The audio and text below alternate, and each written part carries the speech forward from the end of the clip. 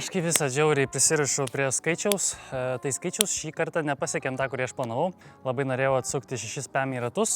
Nepasiekėm to skaičiaus, tikriausiai dėl vožtuvų, bet kai visą laiką po valandos grįžtam, rekuperuojamės į garažą ir bandom spręsti šitą klausimą teoretiškai, kas gali būti. Porą kartų padiskutuosim.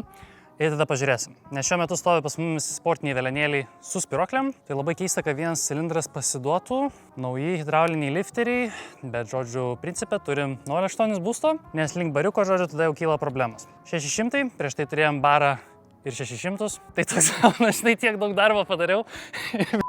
Vis tiek 600.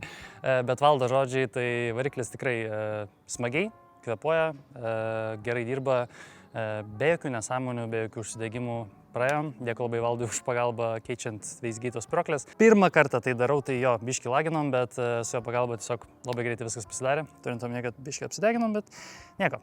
Dabar važiuojame atgal į Kauną, aš turiu daug ką apmastyti ir po to jau kitą dieną gal net čia pravažiuosim tiesiog, jau tada atsiras pas mane šypsena, nes tas šasotas vis tiek bus šasotas, bus geresni vaibai, kalbėsim, kas toliau laukia. Realiai, success. Tipo, be jokių didesnių problemų, ten, kad nušovė paipą, aš labai lengvai galiu išspręsti, ten tiesiog reikia davirint realiai vietą, už kurios laikytųsi tas silikoninis paipas, tai čia visiškai ne problema, tiesiog neturėjau, kas man tai suvirintų. Ta prasme, motoras pilnai atlaikė, blaubaus visiškai nebuvo, tai iš tos pusės galiu pasidžiaugti dėl skaičiaus, aš dar jo noriu ir man 0,8 baro netinka, man reikia bariuko.